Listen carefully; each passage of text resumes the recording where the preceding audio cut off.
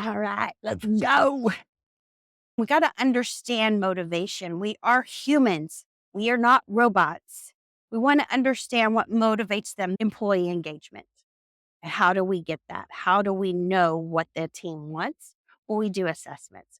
We don't just do assessments for the team. We also assess our own self and understand what motivates us. Understand motivation.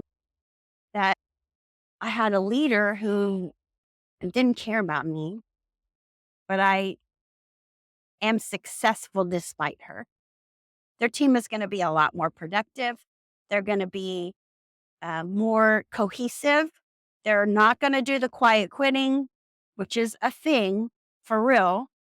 Welcome to my YouTube channel. My name is Kathie Owen. On this channel, we talk all things corporate wellness, fitness, and some reality transurfing. And today we're talking corporate wellness on steroids. Okay, so we are going to talk today about top workplace wellness, why I created this program, what it's for, and all that. But today I'm wearing a jersey because at OcuSoft we're doing Beat the Heat Summer. And the theme is today, it's wear your favorite jersey. Y'all know I love my Astros. And so we're wearing Astros today. Probably should have put Rusty's Texans collar on, but yeah, we're not going to do that today.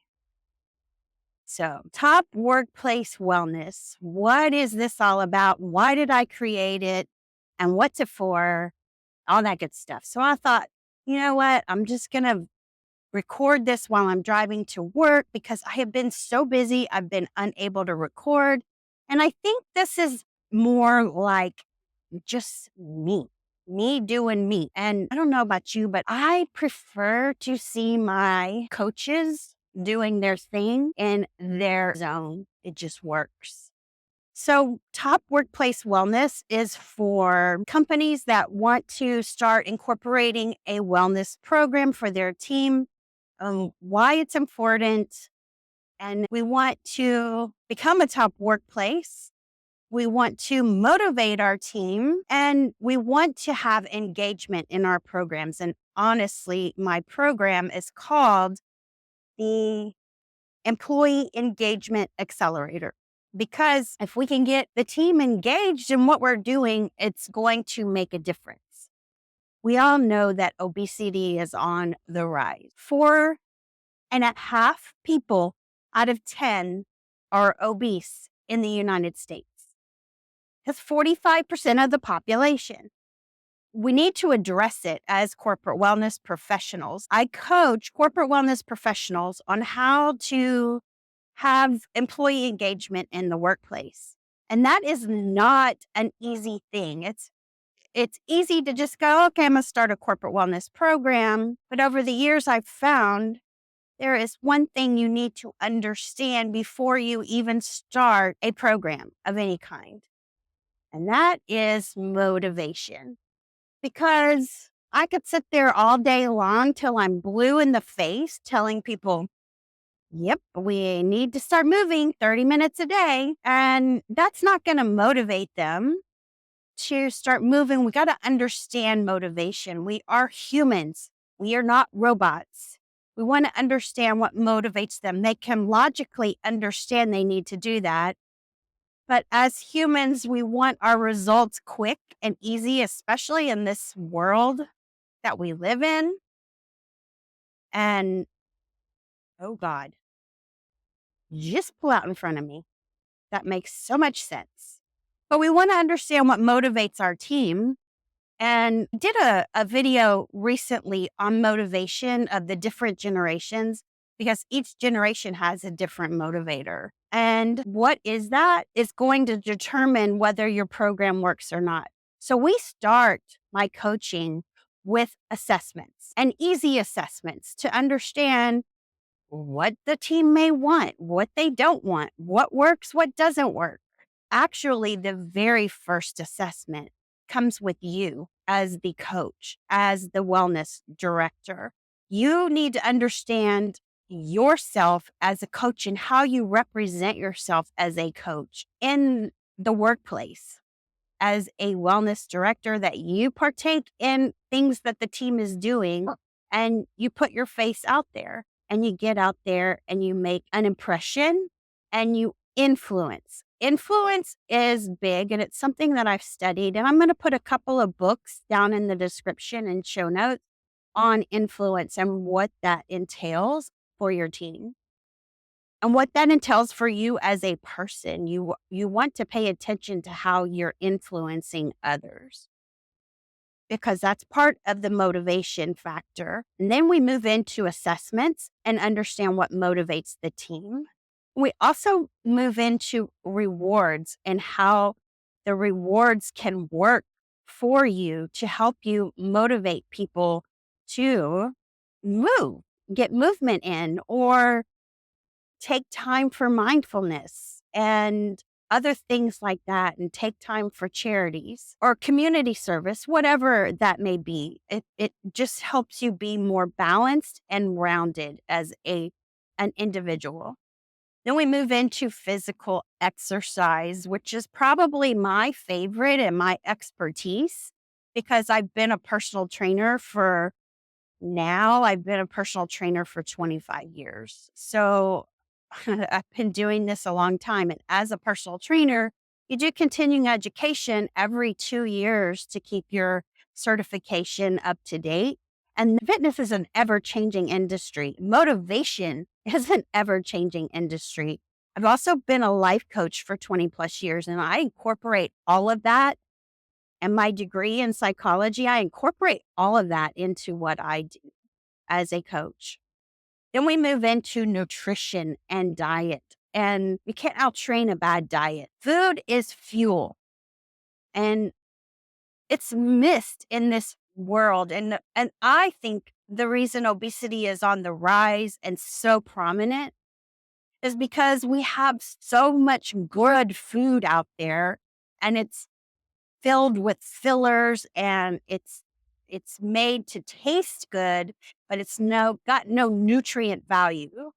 And people don't pay attention to that, to how that food makes them feel. And that's not helpful. That's important to understand what food does to you, to understand the food labels, how much sugar you're intaking, how much processed foods you're taking, and also to be mindful of that. Be mindful of what you're putting into your body is so helpful and so beneficial. Let's move to the next part of physical burnout or physical health of teams, and that is sleep and recovery.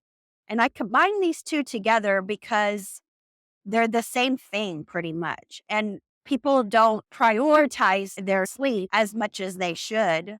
And should is a dirty word. I'm going to just say that right there. But when you prioritize your sleep, you're going to feel better. You're going to recover from a stressful day a lot better.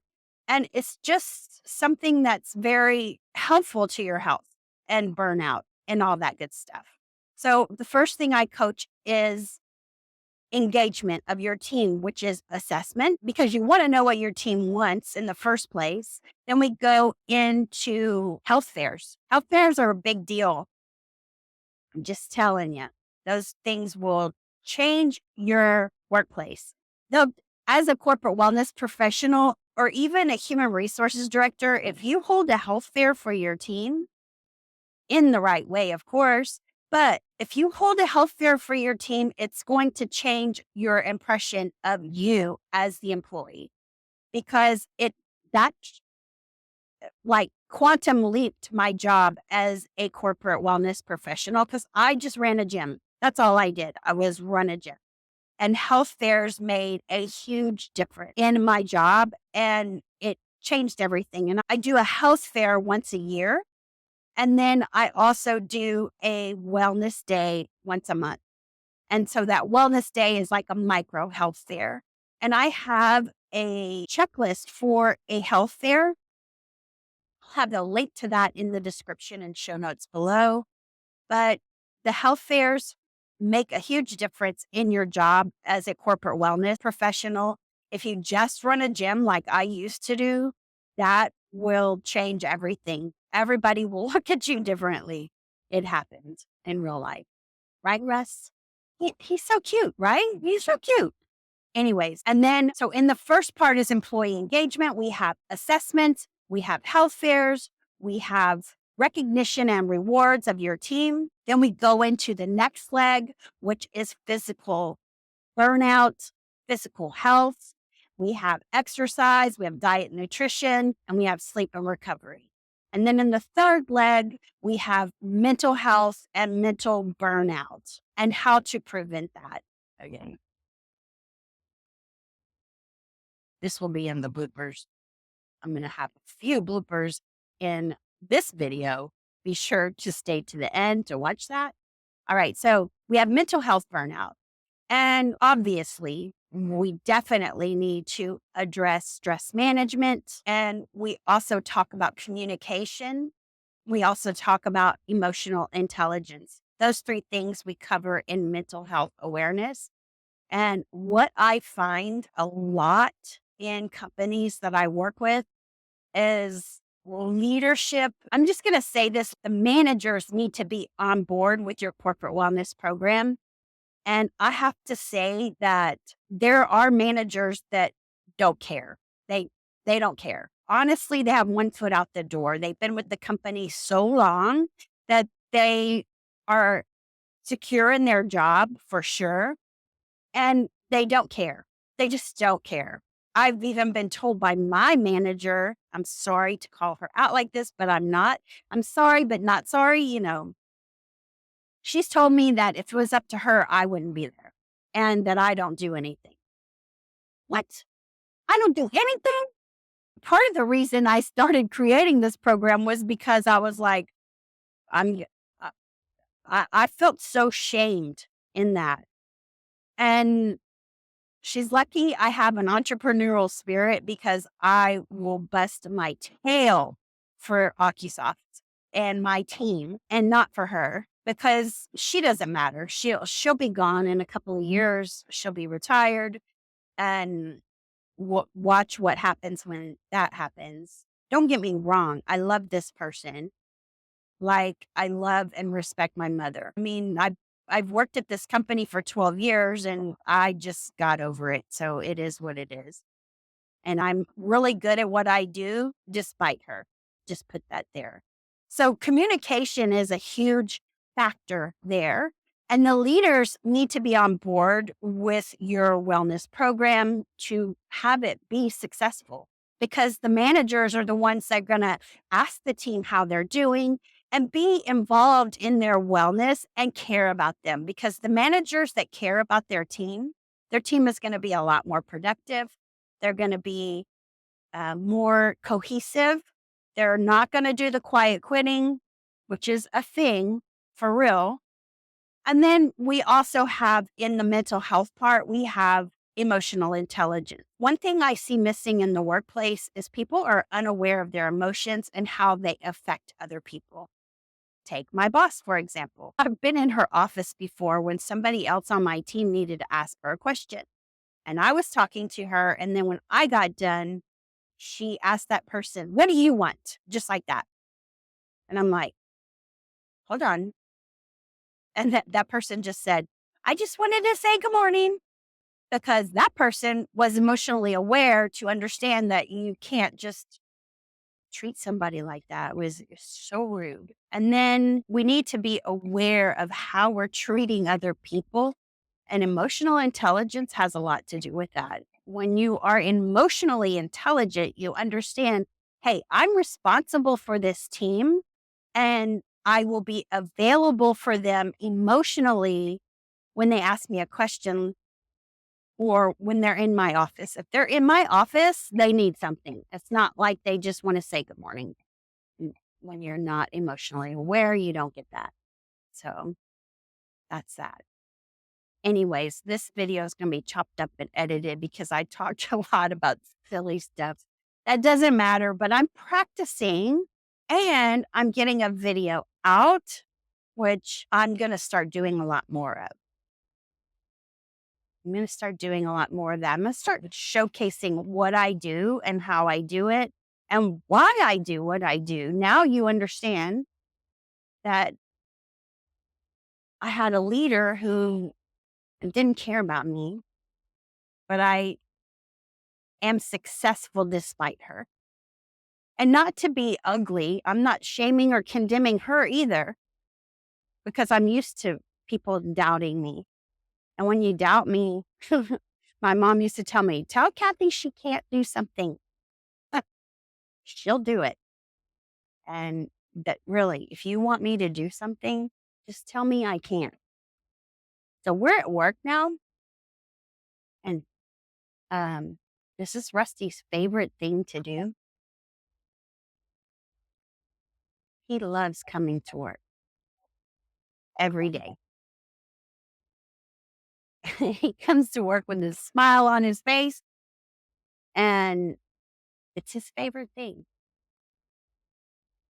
I can't leave him at home. Like when I go to the gym in the morning, if I've left him at home, he's very upset. He sits at the window and waits for me to come home. So if I don't take him to work, he's really upset. So, in conclusion, let me just say this about the course that I'm teaching. I'm just starting with the small steps, which is the very first part of my course and coaching. And that is, I'm starting with assessments and health fairs. Those two things I'm going to coach, and I'm opening the doors to that in September. I will have a link to that in the show notes and description below. At the very bottom of the triangle in this course is employee engagement. How do we get that? How do we know what the team wants? Well, we do assessments. We don't just do assessments for the team. We also assess our own self and understand what motivates us. Understand motivation. Motivation is a big, big component of corporate wellness. It really is. Because otherwise, people aren't going to get involved, and you got to understand what motivates them, what doesn't motivate them. And then we go into rewards and recognition. And this is in my main course, and it's not in the small step program. But understanding the rewards and recognition of your team and what motivates them is going to make a big difference in your culture. That's what you want to understand, your culture of your team. All right. And then we go into the physical burnout, physical health of the team. We go into exercise, which is my specialty, my forte, exercise and movement. I even teach how to redesign a gym and how to fix that up, and what I did with the gym and fitness center at OcuSoft. And we talk about diet and nutrition for the team. We also talk about sleep and recovery for the team. We go into mental health, and we talk about communication, effective communication with your team. We go into stress management. Who can't use some stress management? And then I coach on emotional intelligence and emotional awareness. And that right there will be a top workplace wellness program that engages, energizes, and excels your team. Who's about that? All right, that's my episode for today. I trust that you found it helpful. If you know somebody who can benefit from this, please share it with them. And until next time, I will see you next time. Peace out and namaste. Yeah.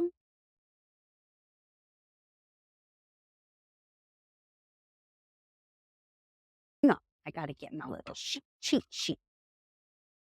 Go get it out of my folder. That red folder, wheeze.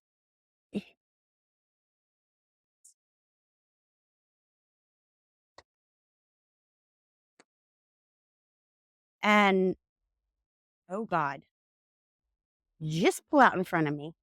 That makes so much sense. You know what? I'm still shaking from that car that pulled out in front of me. That was so rude. And he was just trying to get somewhere quick, and he missed the light. Anyways, that scared me. Right, Russ? He's so cute, right? He's so cute. So the three things that I coach in that part of the course are, again, this will be in the bloopers. I'm going to have a few bloopers in this video Be sure to stay to the end to watch that. All right.